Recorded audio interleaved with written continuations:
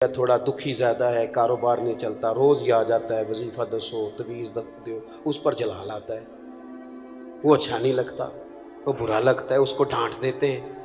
وہ جلالی پیر تو تھے وہ کہ جن کو لوگوں کی غلطیوں پر، ان کے بار بار گناہ کے اصرار پر جلال آتا۔ وہ کون تھے؟ وہ حاجی ابو داؤد محمد صادق جیسے لوگ جو جلال کرتے تھے کس بات پر کہ تو نے داڑھی کیوں نہیں رکھی، تو سنت پر عمل کیوں نہیں کرتا، یہ تھا جلال، اس کی سمجھ آتی ہے۔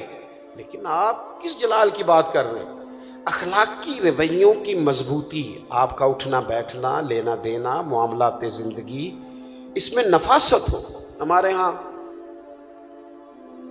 اخلاقی رویوں کی سب سے زیادہ ضرورت گھروں کے اندر ہوتی ہے، اور ہمارا حال یہ ہوتا ہے کہ باہر ہمارا رویہ بالکل ٹھیک ہوتا ہے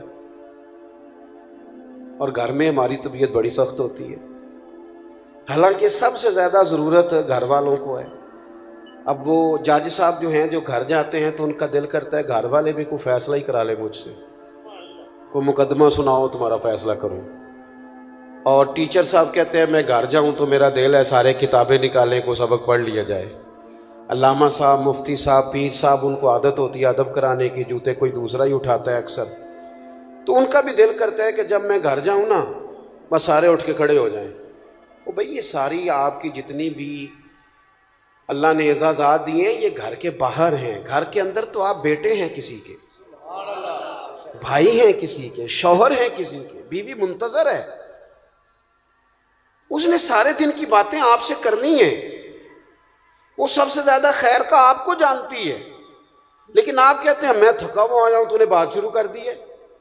تو بار تو آپ گپے مارتے ہوئے آ رہے ہیں، یاروں سے دوستوں سے روٹیاں کھائیں، دعوتیں کھائیں، ادھر گئے اور گھر آپ کو کہا 10 منٹ بعد سن لے، تو اول تو جناب کا موڈ ہی ٹھیک نہیں، اور اگر ٹھیک ہے تو آتے ہی موبائل کھول لیا ہے۔ کس کو بات سنائیں؟ اخلاقی رویے کی سب سے زیادہ ضرورت آپ کے گھر میں ہے۔ اللہ تعالیٰ نے سب سے زیادہ ذمہ داری آپ کی لگائی ہے۔ سنو میرے محبوب کا اخلاق کیا ہے۔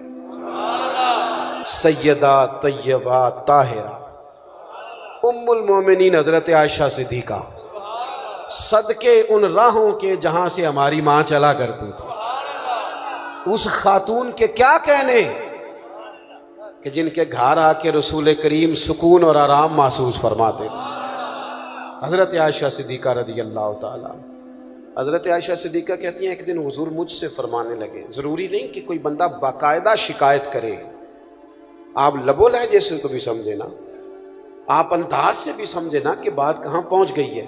حضور ایک دن فرمانے لگے، یہ ذرا بات کو سمجھنا، ایسا نہیں کہ کوئی شکایت ہوئی، کوئی بات ہوئی، کچھ کہنا پڑا، کسی کو بتانا پڑا، حضور خود فرمانے لگے۔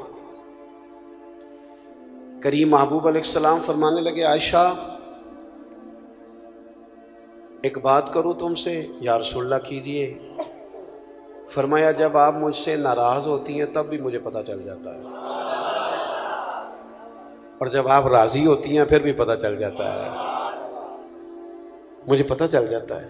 حضرت عائشہ صدیقہ کہتی ہیں میں تو چاقو چوبند ہو گئی، آنکھیں کھل گئیں، حضور یہ کیا بات ہوئی، کیسے؟ حضور فرمانے لگے بتاؤں پھر؟ عرض کی یا رسول اللہ میں اور آپ سے ناراض، بتاؤں پھر؟ یا رسول اللہ بتائیے۔ تو ذرا یہ بات سمجھنا، اگر آپ یہ ایک بات سمجھ گئے تو ہمارے یہاں جمع ہونے کا مسئلہ حل ہو، مقصد حل ہو گیا۔